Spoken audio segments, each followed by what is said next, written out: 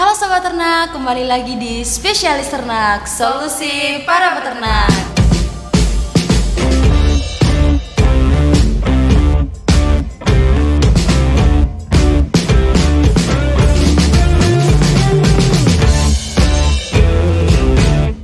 Gimana nih kabar teman-teman semua? Baik-baik aja kan?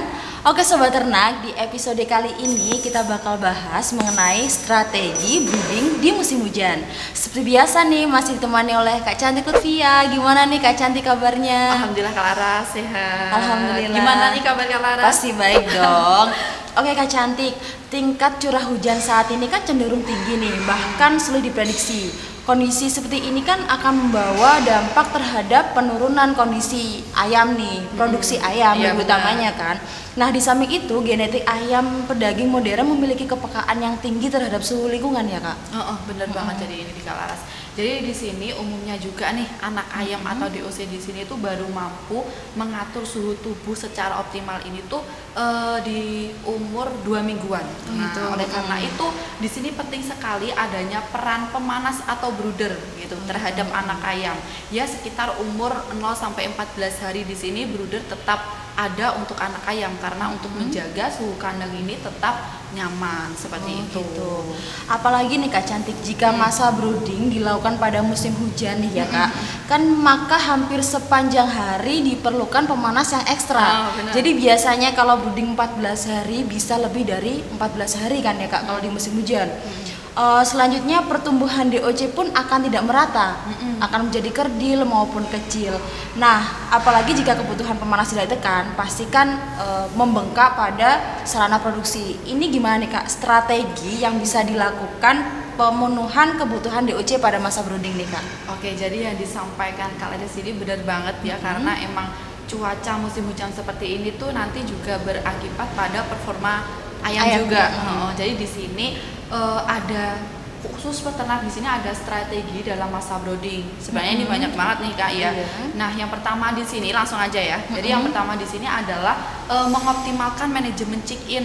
Nah, jadi di sini sebelum memulai masa brooding ini dipastikan perlu mempersiapkan kandang di sini nyaman dan bersih gitu. Jadi di sini pembersihan kandang di sini juga harus dilakukan secara global atau menyeluruh seperti itu. Jadi pencucian kandang, pencucian peralatan kandang seperti itu juga harus dilakukan setelah panen, pengeluaran liter atau sekam itu, pengeluaran feses dan juga harus diberikan hingga adanya pengapuran hingga desinfeksi seluruh kandang seperti itu Kak. Karena ini juga nih harus perlu peternak ingat bahwa di sini juga ada yang namanya masa istirahat kandang. Nah, masa istirahat kandang ini tidak bisa dilakukan secara singkat atau dipersingkat, ini tidak boleh. Jadi di sini ada waktunya, yaitu diterapkan minimal 2 minggu setelah kandang ini bersih seperti itu. Nah, ini juga ada lagi yang kedua, yaitu adalah kebutuhan nutrisi dan air minum harus tercukupi.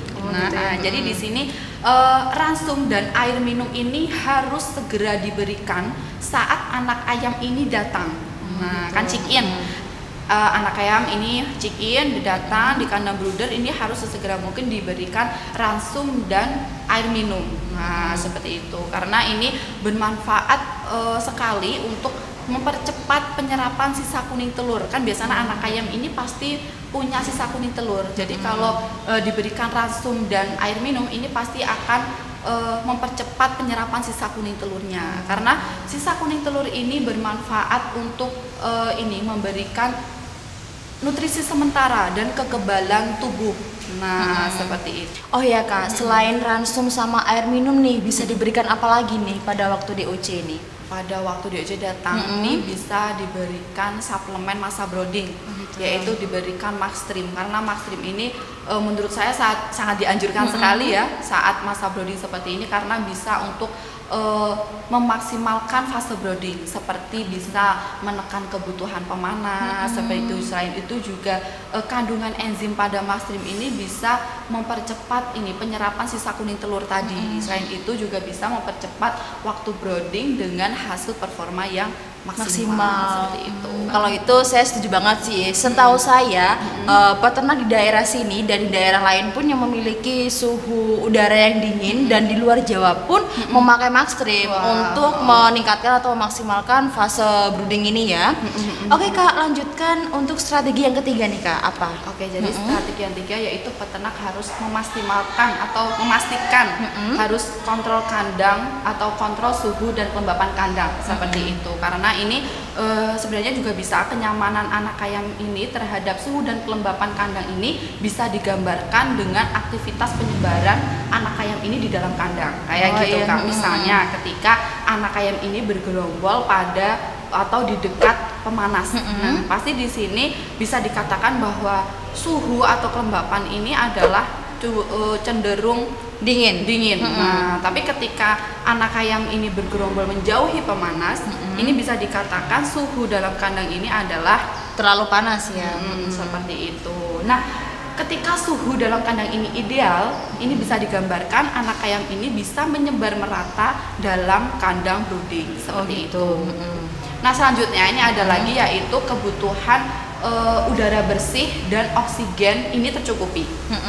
Jadi kan misal ini jadi sirkulasi udara atau oksigen ketika ini tidak tercukupi atau kurang dalam kandang atau yang mendominasi dalam kandang ini adalah bau amoniak atau gas berbahaya lainnya, maka di sini akan mempengaruhi atau adanya gangguan pada sistem pernafasan anak ayam seperti itu. Nah, untuk para peternak, nah ini pastikan yang namanya kandang brooding ini kan pasti tertutup.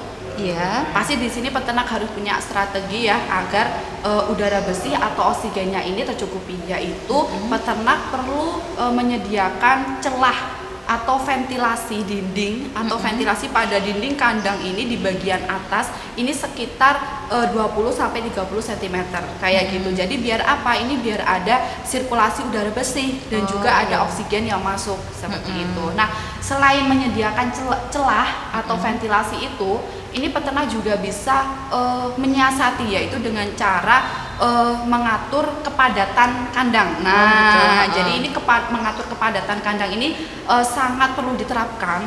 Jadi untuk apa? Karena di sini agar udara bersih dan oksigen juga tetap terpenuhi. Biasanya pelebaran kandang ini bertahap ya, secara bertahap sesuai dengan bertambahnya umur dan berat badan ayam seperti itu. Jadi kalau umurnya bertambah dan bobotnya bertambah, jadi harus adanya pelebaran ya Kak ya. Karena biar nanti udara juga terpenuhi juga, oksigen juga tidak saling apa ya. Iya itulah. Nah, selanjutnya yaitu adalah mengoptimalkan pencahayaan. Jadi ini perlu banget buat para peternak ini ketika DOCC-in atau anak ayam ini datang pada kandang brooding ini harus mengoptimalkan pencahayaan karena pencahayaan yang optimal ini dapat mendorong anak ayam ini mampu mengenali ransum. Nah, mampu mengenali ransum, mampu mengenali air minum biar nanti juga ketika makan banyak pastikan juga berat badan pasti juga akan meningkat. Ya, seperti itu. Nah, selain itu adanya pencahayaan di sini adalah untuk membantu dalam sekresi hormon tiroksin. Jadi hormon tiroksin ini dapat mempercepat metabolisme tubuh anak ayam seperti itu. Oh, gitu ya Kak. Kalau kira-kira kebutuhan untuk pencahayaan masa brooding ini berapa ya Kak? Oke, jadi ini sebenarnya juga tergantung ya dari para peternak. Soalnya kan kita ketahui bahwa lama masa brooding peternak atau lama masa brooding anak ayam itu pasti peternak beda-beda. Ada yang 2 hari, ada yang 5 sampai 6 hari sudah lepas brooding, ada yang 14 hari bahkan lebih. Nah, tapi pada umumnya pencahayaan yang bagus itu adalah sekitar 22 sampai 24 jam per hari. Jadi full ya. Full dalam satu hari ya Kak ya. Full, itu full. Nah, dalam 1 hari full ini berjalan sampai seminggu. Nah, kalau sudah sampai seminggu biasanya ini sama peternak dikurangi. Dikurangi 2 jam.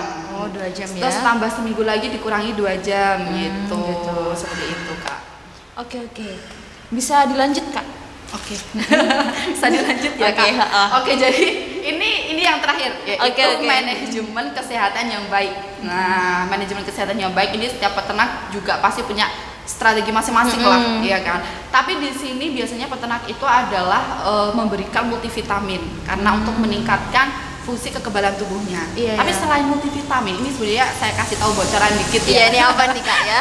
Jadi di sini adalah diberikan suplemen pada masa brooding tadi, yaitu Maxstream. Maxstream tadi ya Kak ya. Maxstream di sini tuh komposisinya nggak cuma multivitamin aja, tapi banyak banget, udah lengkap lah, paket komplit.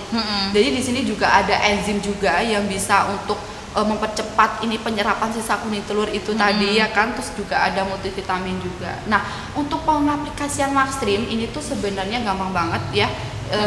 Cuma dilarutkan dalam air, tapi di sini tidak boleh diaplikasikan secara bersamaan dengan obat lainnya atau dengan vaksin atau obat lainnya lah. Itu nggak boleh, harus pure sendiri. Maxstream sendiri ya. Maxstream sendiri karena untuk memaksimalkan daya kerja Maxstream tersebut kayak gitu Kak. Jadi penting banget ya.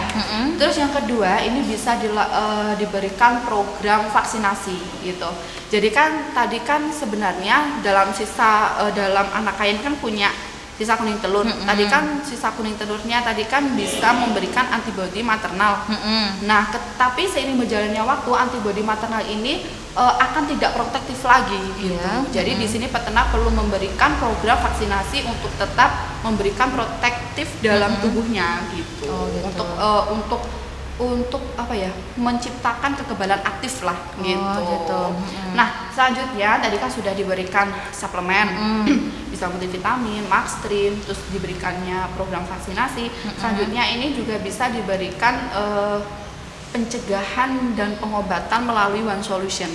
Apa nih Kak One Solution nih, Kak? Jadi One Solution ini adalah bisa untuk ini diberikan pencegahan dan pengobatan ketika ada penyakit bakterial. Biasanya ada penyakit pernafasan atau seperti apa kayak gitu, pencernaan. Nah, itu bisa diberikan One Solution kayak gitu. Nah, untuk dosis One Solution itu adalah 12 gram per 1 ton BB. Tapi kalau Maxstream tadi dalam satu pieces Maxstream itu kan isinya 60 gram. Itu bisa diaplikasikan 2 hari untuk 1000 ekor ayam. Kayak gitu. Ya, Kak. Oke. Wah, banyak juga ya Kak ternyata strategi yang bisa kita ketahui ya.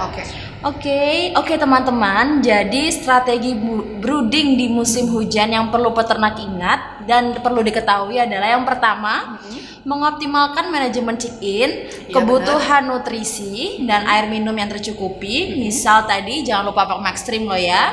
Selanjutnya ada kontrol suhu dan kelembapan, kebutuhan udara bersih dan oksigen yang tercukupi, dan mengoptimalkan pencahayaan disusul manajemen kesehatan yang baik. Oke. Terima kasih Kak Cantik. Semoga apa yang telah dipaparkan tadi bermanfaat untuk kita semua dan sobat ternak yang di rumah. Oke, sampai di sini dulu perjumpaan kita hari ini. Bagi kalian yang mau request atau membahas tentang apa di next podcast, bisa tulis di komentar ya. Dan tonton terus video-video menarik dari Spesialis Ternak. Jangan lupa like, komen, dan subscribe. Spesialis Ternak, solusi para peternak.